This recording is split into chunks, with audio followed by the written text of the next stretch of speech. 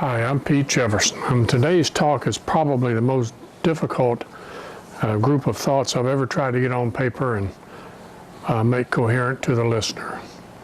Some things I put out for you to watch may seem a little messy at times, and at the same time they will be clear in my corner of the universe. This one is about life, or more precisely, when and why did life begin on our beautiful blue planet? It's not so clear, so bear with me as we attempt to put this opinion into a sane perspective. Have you ever had one of those weird thoughts that you can't get out of your mind? As I've gotten older and experienced life, I have begun to wonder where life came from, or perhaps why it exists at all. So far, the options for the origins of life on Earth are: 1, God created the universe and, of course, life. 2, life originated near underwater volcanic vents, steam vents, and an accidental combination of nutrients and minerals. 3, life was carried here as a sort of spore on many comets that struck the Earth in the early days of creation.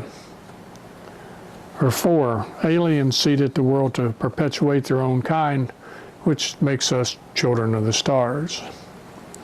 The speculation about any of the above creates a lifetime argument about something we will never know for sure, so just pick one out and be done with it. The question in my head is not how it got here.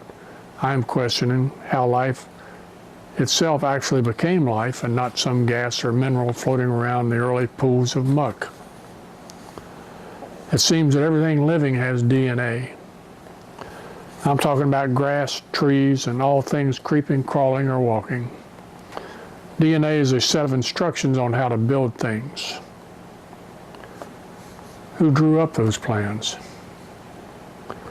If we begin a simple little cell or amoeba, how in the world did it know to divide itself and spread all over the planet? A single cell will divide and its offspring will divide, and so on until untold amounts are floating around.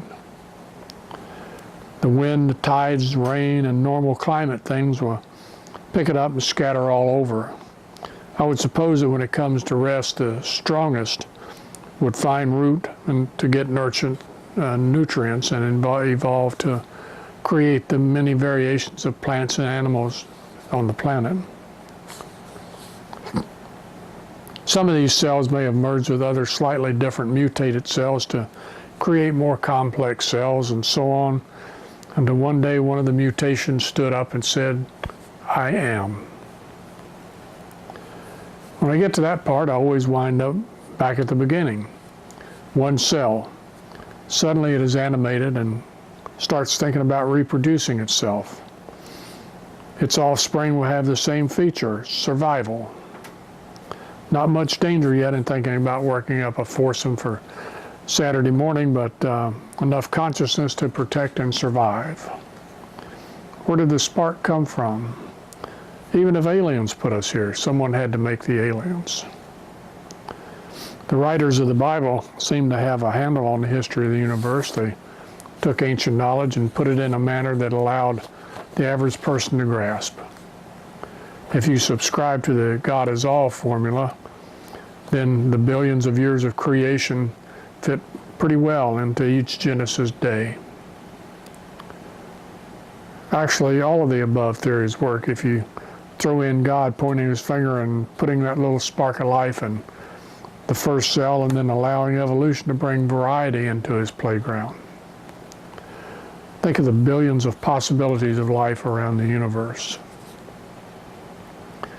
As a part-time atheist, this is disturbing.